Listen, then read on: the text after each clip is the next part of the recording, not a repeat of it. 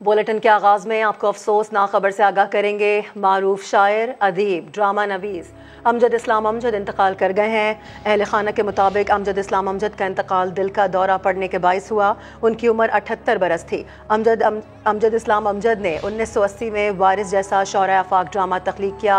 दिन और फशार भी उनके मशहूर ड्रामे हैं। अमजद इस्लाम अमजद का शुमार उर्दू के बेहतरीन असातिज़ा में होता था। उनके काम के लिए उन्हें बेशुमार मुल्की और गैर मुल्की अवार्ड से नवाजा गया।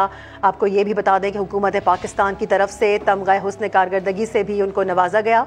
इसके अलावा PTV अवार्ड और निगार अवार्ड से भी उनको नवाजा गया। अमजद इस्लाम अमजद को सितारा इम्तियाज, निगार अवार्ड समेत मुतादिद अवार्ड से नवाजा गया। 1975 में TV ड्रामा ख्वाब जागते हैं पर ग्रेजुएट अवार्ड मिला। अमजद इस्लाम अमजद एक शेरी मजमुआ बरज़ख और जदीद अरबी नज़मों के तराजमे अक्स के नाम से शाया हो चुके हैं। अफ्रीकी शोरा की नज़मों का तर्जुमा काले लोगों की रोशन नज़मों के नाम से लाहौर से शाया हुआ। उन्होंने तनकीदी मज़ामीन की एक किताब तासुरात भी लिखी। अमजद इस्लाम अमजद के शेरी मजमुए में बारिश की आवाज़, शाम सराय, इतने ख्वाब कहाँ रखूँ, नज़दीक यही कहीं, सातवां दर, फशार, सहरे आसार शामिल हैं। तो आपको ये बता दें कि अफसोसनाक खबर यह है कि मारूफ शायर, अदीब, ड्रामा नवीस अमजद इस्लाम अमजद इंतकाल कर गए हैं। अहल खाना के मुताबिक अमजद इस्लाम अमजद का इंतकाल दिल का दौरा पड़ने के बायस हुआ है। उनकी उम्र 78 बरस थी। अमजद इस्लाम अमजद के इंतकाल पर मारूफ दानिश्वर और अदीब अनवर मकसूद भी उदास हैं। कहते हैं अमजद इस्लाम अमजद उनके साथी थे। बड़े लोग हमेशा जिंदा रहते हैं। बहुत ही हंसमुख और नफीस आदमी थे। अमजद इस्लाम अमजद की तारीफ करना उनका हक है। अमजद मेरे दोस्त भी थे, मेरे साथी थे। 60 बरस हम लोगों ने TV के लिए लिखा और एक तरीके से अमजद TV के ड्रामों के वारिस भी थे और बहुत अच्छे शायर, बहुत अच्छे इंसान, मोहब्बत करने वाले। ऐसे लोग जब चले जाते हैं ना तो उनका दुख नहीं करना चाहिए। बड़े लोग जाते नहीं हैं, बड़े लोग हमेशा जिंदा रहते हैं। अमजद हमेशा जिंदा रहे। बहुत ही हंसमुख आदमी थे, सेंस ऑफ ह्यूमर बहुत अच्छा था। जाने के बाद तो सब लोग जाने वाले की तारीफ ही करते हैं, मगर अमजद के लिए तारीफ करना उसका हक है। तो आपको बताएं कि उर्दू अदब का नाकाबिल तलाफी नुकसान हुआ है। मारूफ शायर, अदीब, ड्रामा निगार अमजद इस्लाम अमजद अब हम में नहीं रहे हैं। इसी हवाले से हमारे साथ मौजूद हैं मारूफ अदाकार खालिद अनम, इसके अलावा बुशरा अंसारी साहिबा, और साथ ही साथ आपको बता दें कि मुहक्किक और दानिश्वर अकील अब्बास जाफरी भी हमारा साथ देंगे। तमाम लोगों का समा को वक्त देने के लिए बेहद शुक्रिया। बुशरा आपा, सबसे पहले मैं आपकी जानिब आना चाहूँगी। यकीनी तौर पर एक अच्छे इंसान और एक ऐसे शख्स जिनको बड़ा हंसमुख इंसान कहा जाता है, वो अब हम में नहीं रहे हैं। तासुरात शेयर कीजिएगा अपने। उनकी शायरी तो उनकी थी लाजवाब, और ड्रामे भी क्या क्या लिखे उन्होंने। एक से एक ड्रामा, एक से एक उनका कलाम है। किस किस का नाम लूं मैं। सेल्फ मेड आदमी का अलमिया, उनकी क्या क्या उनकी बस क्या क्या बात करूं मैं। इतनी खूबसूरत शायरी थी और इतने प्यारे, इतनी मोहब्बत वाले। जहाँ मिलना हमने बड़ी बातें करनी, हंसा हंसा के बुरा हाल हो जाता था। इतने मजेदार शख्सियत थे, मुझे यकीन ही नहीं आ रहा एकदम से क्या हुआ पता नहीं। मुझे नहीं पता चला कि वो बीमार थे या क्या था, या अचानक चले गए। बहुत सदमा हुआ, बहुत सदमा। मैंने एक्चुअली उनके किसी ड्रामे में काम नहीं किया। उनकी लिखी हुई शायरी एक दफा मैंने गाई थी, लेकिन जिंदगी में आसपास हम गुजरते ही रहे, मिलते ही रहे कभी ना कभी। मैंने अपने शोज में इंटरव्यूज के लिए उनको बुलाया और फिर कहीं हम किसी खाने पे मिलते थे। मेरी बड़ी बहन नीलम जो लाहौर में होती है, जो लिटरेचर से रिलेटेड है, किताबें लिखती हैं, उनके साथ उनका बड़ा इंटरेक्शन रहा। बल्कि वो बहुत मजाक करते थे ना, तो कभी उन्होंने मजाक में नीलम को कुछ कहा तो नीलम बेचारी परेशान हो गई। फिर मैंने उनको कहा है उन्होंने मना लो, कहते हैं मैं उन्हें फोन करना, वहाँ नाराज हो गई है। हमारी इस तरह की उनके साथ अंडरस्टैंडिंग थी। मैं कहा तुझे उन कह देता तो परेशान हो गई है, रुस गई है, और ठहर जब मैं उन्हें मनाना वहाँ ठीक ठाक प्यार मोहब्बत से हमारी इतनी अच्छी रिलेशन थी कि बस क्या बताऊं मैं। बड़ा दिल दुखी हुआ, बहुत अफसोस। बिल्कुल दिल दुखी है। एक बड़ी शख्सियत हम में नहीं रही, और ऐसी शख्सियत जो कि भुलाए जाने के काबिल भी नहीं है। खालिद अनम साहब क्या कहेंगे? एक बड़ा नुकसान हुआ है, अमजद इस्लाम अमजद हम में नहीं रहे, क्या कहेंगे आप? ये तो जिसे कहते हैं ना, इसकी तलाफी नहीं हो सकती। अमजद साहब का तो बहुत सारा काम अभी ऐसा था जो शायद सरेआम आया ही नहीं। जब लिटरेचर फेस्टिवल में उनसे मुलाकातें रहती थी तो वो कहते थे यार मैंने बच्चों के लिए इतना कुछ लिखा है, तुम ले लो यार, उसको कुछ बना दो, उसकी गीत बना दो। और इंतहाई शफीक इंसान, इंतहाई मोहब्बती करने वाले, मुरब्बी मुहब्बी इंसान। तो मैं कह रहा हूँ ना कि अभी तो निकलेगा कि क्या कुछ उनके अंदर था, वो जो एक आतिशफशा उनके अंदर था तख्लीकी। आप ड्रामा ले लें, आप गीत ले लें, आप देखिए वो हर एक की ज़बान ज़द-ए-आम है। मैडम नूरजहां का मैं तेरे संग कैसे चलूं सजना, तू समंदर है मैं साहिलों की हवा। और हम जब यूनिवर्सिटी में थे 80 की दहाई में, हम तब उनका कलाम पढ़ा करते थे और सुना करते थे। और वो तो एक, इसे कहते हैं ना, मैं उनको दूंगा, यानी उनकी जो सलाहियत थी यंगर यूथ से कनेक्ट करने की, वो वही समझ लें जो गुलजार साहब की हिंदुस्तान में है ना, कि वो आज भी जिंदाएं लिखते हैं, करते हैं। यानी हम तो उनकी पैरों की खाक के बराबर नहीं, लेकिन उसी गर्म जोशी से यूं लगता था कि अपने हम उम्र से किसी से हम बात कर रहे हैं। बस बहुत बहुत बड़ा नुकसान है, लेकिन अभी बहुत कुछ निकलेगा। और अमजद साहब जैसे लोग मरते नहीं हैं, अमर हो जाते हैं अपने काम के बाद। बिल्कुल ऐसा ही है। आप तमाम लोग ही अपने तासुरात हमारे साथ शेयर कर रहे हैं। अकील अब्बास जाफरी साहब, यकीनी तौर पर उर्दू अदब का नाकाबिल तलाफ़ी नुकसान है, एक अच्छा इंसान हम में नहीं रहा है। आप क्या तासुरात शेयर करना चाहेंगे समा के साथ?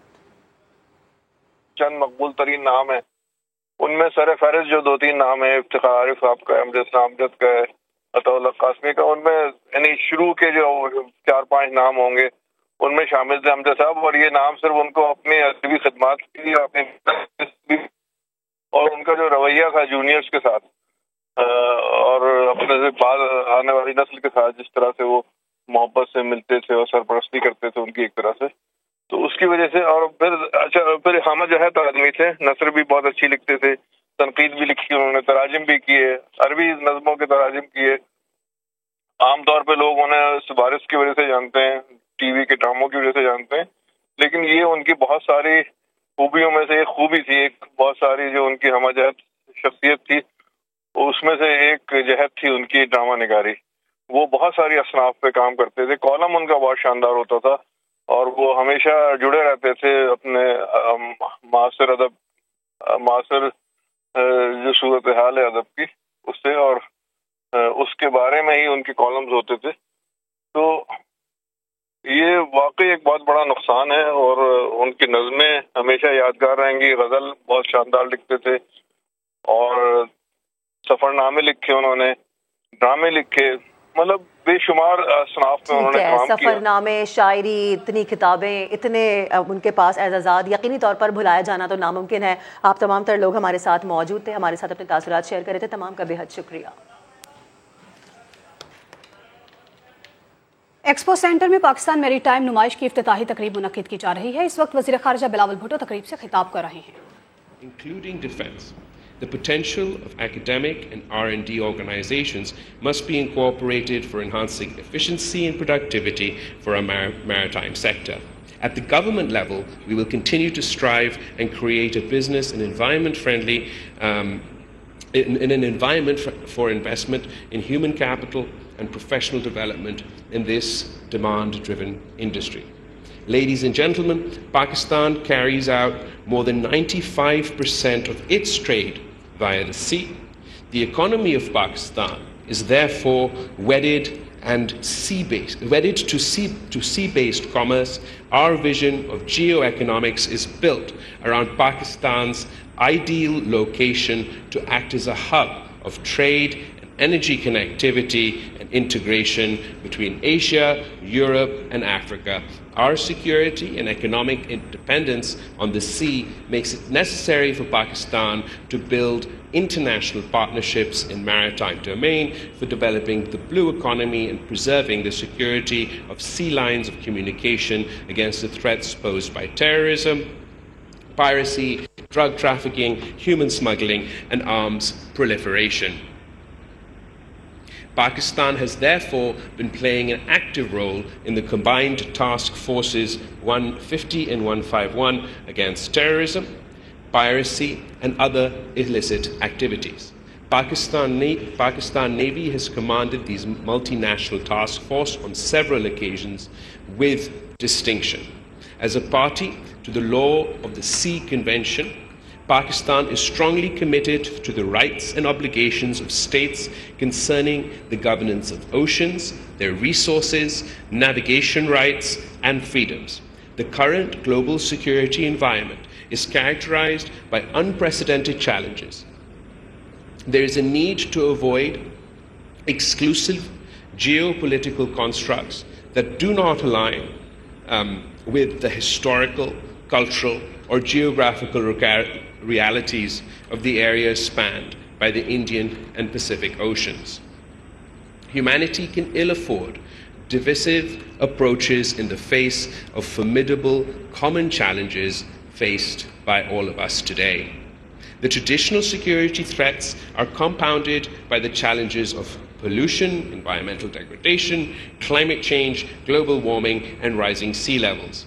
It is the primary responsibility of all states to ensure economic well-being of the people through a sustainable utilization of maritime resources while navigating these challenges.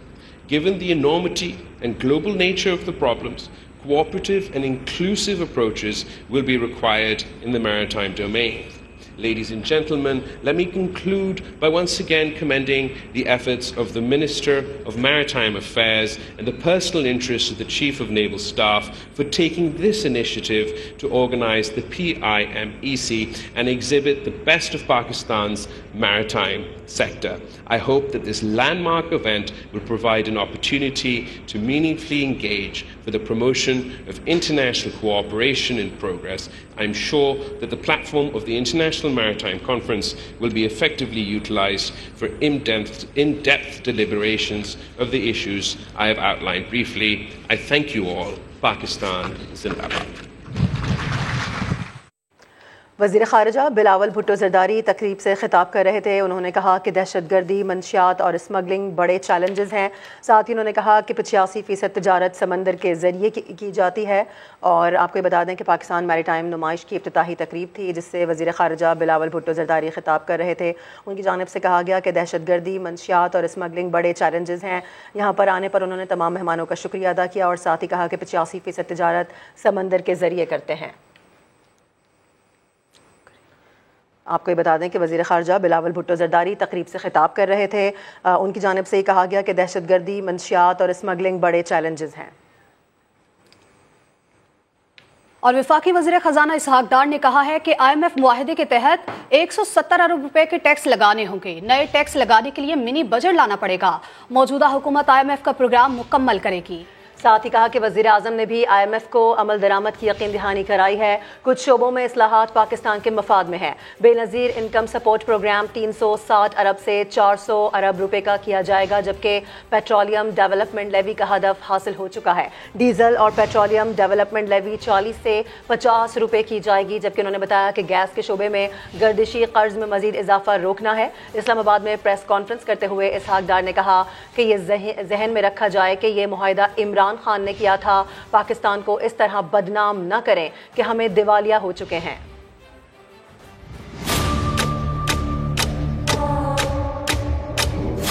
یہ 170 ارب کے جو فسکل ویز ہمیں ٹیکسز لگانے ہوں گے. انرجی سیکٹر میں جو ریفارمز ہیں انشاءاللہ ہم اس کو امپلیمنٹ کریں. ان ٹارگیٹڈ سبسڈیز ہیں اس کو ہم منیمائز کریں. پیٹرولیم سیکٹر اس میں گیس کے سرکو ڈیٹ میں فلو کو ہم نے زیرو کرنا ہے.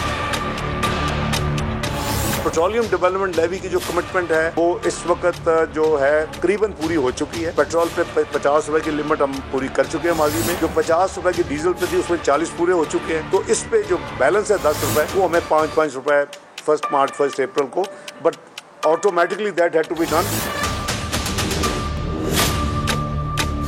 نیکسٹ ٹرین جو ہے وہ 1.2 بلین ڈالر کی 894 million SDRs we will be entitled to. Imran Khan حکومت نے ان سے معاہدہ کیا تھا اس کی امپلیمنٹیشن کا. اس کو ہم سوورن کمٹمنٹ کے طور پر میاں شہباز شریف صاحب اور PDM کی جو حکومت ہے جو اس کو امپلیمنٹ کر رہی ہے. اس معیشت کی بدحالی ہے اس کے ذمہ دار وہ لوگ ہیں جنہوں نے اس کو مس ہینڈل کیا ہے. یہ ریفارم ہمارے لیے ہے تکلیف دہ ہیں لیکن ہم نے کرنے ہیں. IMF نے پاکستان کے ساتھ نوے اقتصادی جائزہ مذاکرات کا اعلامیہ جاری کر دیا. ورچوئل مذاکرات جاری رکھنے کا اعلان کیا گیا. IMF کا کہنا ہے کہ آنے والے دنوں میں معاشی پالیسیز پر عمل درآمد کے لیے تفصیلات کو حتمی شکل دی جائے گی. میکرو اکنامک استحکام دوبارہ حاصل کرنے کے لیے دیگر شراکت داروں سے مالی مدد بھی اہم قرار دے دی.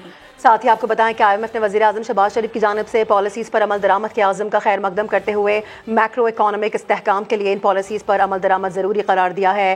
IMF مشن چیف نے کہا ہے کہ نویں اقتصادی جائزے کے لیے تعمیری بات چیت پر پاکستان حکام کے شکر گزار ہیں۔ پالیسی سطح کے مذاکرات میں نمایاں پیش رفت ہوئی ہے، جبکہ مقامی اور بیرونی عدم توازن دور کرنے کے لیے اقدامات پر بھی تبادلہ خیال کیا گیا ہے۔ انہوں نے بتایا کہ مالی استحکام کے لیے مستقل ریونیو اقدامات، سبسڈیز میں کمی کو ترجیحات قرار دیتے ہوئے IMF نے غریب طبقے کے تحفظ اور سیلاب متاثرین کی مدد پر بھی زور دیا ہے۔ کہا کہ مارکیٹ بیسڈ ایکسچینج ریٹ برقرار رکھنے سے زر مبادلہ کی قلت کا بتدریج خاتمہ ہو جائے گا۔ توانائی کے شعبے میں اصلاحات اور گردشی قرضے میں مزید اضافہ روکنا بھی اہم ہے، جبکہ IMF کے مطابق ان پالیسیز پر عمل درآمد اور ٹھوس اقدامات کرنے ہوں گے جو کہ پاکستان کے لیے انتہائی اہم ہوگا۔ کہا کہ پاکستان کے ساتھ ورچوئل مذاکرات جاری رہیں گے اور ان پالیسیز پر عمل درآمد کے لیے تفصیلات کو حتمی شکل دی جائے گی۔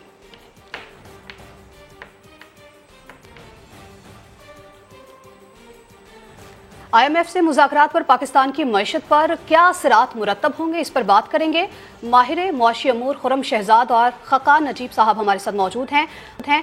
بہت شکریہ آپ کا خرم شہزاد صاحب، کیا کہیں گے IMF سے مذاکرات پر پاکستان کی معیشت پر کیا اثرات مرتب ہوئے ہیں؟ ابھی تو ہمیں IMF کے ساتھ معاہدہ طے کرنا ہے، اور IMF جو ہمیں کہہ رہا ہے ڈیسیژنز جو لینے ہیں وہ ہمیں ضروری لینے ہیں۔ اس کی ہمیں انیشلی کافی زیادہ مہنگائی کی صورت میں جو ہے نقصانات ہوں گے، اور لیکن اس میں پرابلم یہ ہے کہ اگر ہم نہیں کرتے تو اس سے زیادہ نقصانات ہو سکتے ہیں۔ تو پہلی بات یہ کہ مہنگائی میں اضافہ متوقع ہے، یعنی کہ انرجی پرائسز بڑھنے کا امکان ہے، جس میں جو ہے بجلی کی قیمتیں ہیں، گیس کی قیمتیں ہیں، پھر پیٹرولیم پروڈکٹ پرائسز کی قیمتیں ہیں، اس سے اضافے کا امکان ہے۔ ٹیکسز میں اضافہ ہونے کا امکان ہے، کیونکہ IMF یہ کہتا ہے کہ آپ اپنے ٹیکسز یا تو بڑھائیں یا اپنے خرچے کم کریں۔ تو میں یہ کہوں گا کہ گورنمنٹ اپنے خرچے جو ہے وہ کم کرے، وہ زیادہ بہتر ہوگا بنسبت اس کے کہ ٹیکسز زیادہ لگائے اور ایک عام آدمی پہ اس کا برڈن ڈالے۔ ٹھیک ہے خقان صاحب، آپ کی جانب آنا چاہوں گی۔ آپ کہیے گا کہ یقینی طور پر یہ جو تمام تر معاہدے ہوئے ہیں وہ ہم سب کے سامنے ہیں، اب اس کے کیا اثرات مرتب ہونے جا رہے ہیں آگے، اور پاکستان کی معیشت کو آپ کہاں پر کھڑا دیکھتے ہیں؟ ان نارمل سرکمسٹانسز ایسا ہی ہوتا ہے، پر کل پاکستان کے ساتھ ابھی اسٹاف لیول ایگریمنٹ نہیں ہو سکا، اور مذاکرات فردر کنٹینیو کریں گے to reach staff level agreement. Team Washington واپس چلی گئی ہے، اور لیٹس ہوپ کہ ان کمنگ ڈیز ایسا ہو جائے۔ اگر ایسا ہو جائے تو $1.2 بلین تو آپ کو معلوم ہے Washington based lender IMF of the last resort سے مل جائیں گے آپ کو، بٹ اس اسٹیمپ آف اپروول سے آپ کی جو ری فائنینسنگ کمرشل پھنسی ہوئی ہے، جو آپ کو بائی لیٹرل پارٹنرز نے پیسے دینے ہیں، جو فرینڈلی کنٹریز ہیں، اسپیشلی آپ کے ایک commitment kingdom of Saudi Arabia کے ساتھ ہے، UAE کے ساتھ ہے، وہ فنڈ فلوز بھی شروع ہو جائیں گے۔ اس کے علاوہ پروگرام لونز ملٹی لیٹرل جو آپ کے پھنسے ہوئے ہیں وہ بھی سلو ڈاؤن ہوئے تھے، وہ بھی آگے چل پڑیں گے۔ سو ایک خاطر خواہ اماؤنٹ آ جائے گا، اور یاد رکھیے کہ یہ پاکستان کے لیے لائف لائن ہے فنڈز، کیونکہ پاکستان میں اس وقت ایک ڈالر شارٹیج ہے، اور اس کو دور کرنے کے لیے اور آنے والے جو 4 ماہ ہیں جون 2023 تک پاکستان کو $8 ارب کی ریکوائرمنٹ ہے ڈیٹ ری پیمنٹس کی، کرنٹ اکاؤنٹ ڈیفیسٹ کو پورا کرنا ہے، اس کے علاوہ وہ رقم چاہیے، اور آپ کو اپنے ریزروز کو یہاں سے بڑھانا ہے۔ So an extremely challenging task for Pakistan. ٹھیک ہے، یعنی ان دی اینڈ اگر بات کی جائے تو یہ ایک سود مند ہی یقینی طور پر ثابت ہوگا پاکستان کے لیے اور اس کی معیشت کے لیے۔ ہمارے ساتھ موجود تھے خرم شہزاد صاحب، اس کے علاوہ خاقان نجیب صاحب، دونوں کا بہت شکریہ۔ انٹر بینک میں ڈالر پھر سے مہنگا ہو گیا، انٹر بینک میں قیمت 271 روپے ہو گئی، اوپن کرنسی مارکیٹ میں ڈالر 2 روپے مہنگا ہو کر 274 روپے کا ہو گیا۔ آپ کو اپڈیٹ کر رہے ہیں، ایک مرتبہ پھر سے بتا دیں کہ انٹر بینک میں ڈالر ایک مرتبہ پھر سے مہنگا ہوا ہے، انٹر بینک میں قیمت 271 روپے پر آ گئی ہے، جبکہ اوپن کرنسی مارکیٹ کی اگر بات کی جائے تو یہاں ڈالر 2 روپے مہنگا ہو کر 274 روپے کا ہو گیا ہے۔ تو انٹر بینک میں ڈالر ایک مرتبہ پھر سے مہنگا ہوا ہے، انٹر بینک میں قیمت 271 روپے پر آ گئی ہے۔ اور آپ کو یہ بتا دیں کہ پاکستان بین کرپٹ نہیں ہوگا، اور ساتھ ہی یہ بھی بتا دیں کہ سب کو ملک کے مفاد کے لیے خود کو بہتر کرنے کی ضرورت ہے۔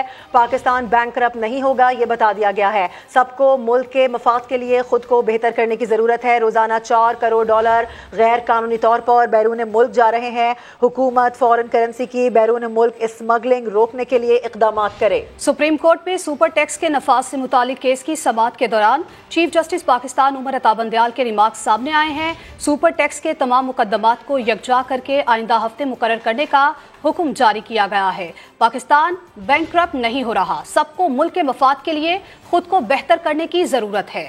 روزانہ $4 کروڑ غیر قانونی طور پر بیرون ملک جا رہے ہیں۔ حکومت فارن کرنسی کی بیرون ملک اسمگلنگ روکنے کے لیے اقدامات کرے۔ سپریم کورٹ میں سپر ٹیکس کے نفاذ سے متعلق کیس کی سماعت کے دوران چیف جسٹس پاکستان عمر عطا بندیال کے ریمارکس سامنے آئے ہیں۔ سپر ٹیکس کے تمام مقدمات کو یکجا کر کے آئندہ ہفتے مقرر کرنے کا حکم جاری کر دیا ہے۔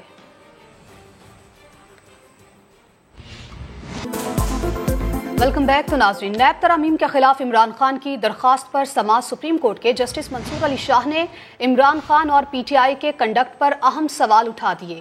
ریمارکس دیے، عمران خان اور ان کی پارٹی نے نیب ترمیمی بل پر ووٹنگ سے اجتناب کیا۔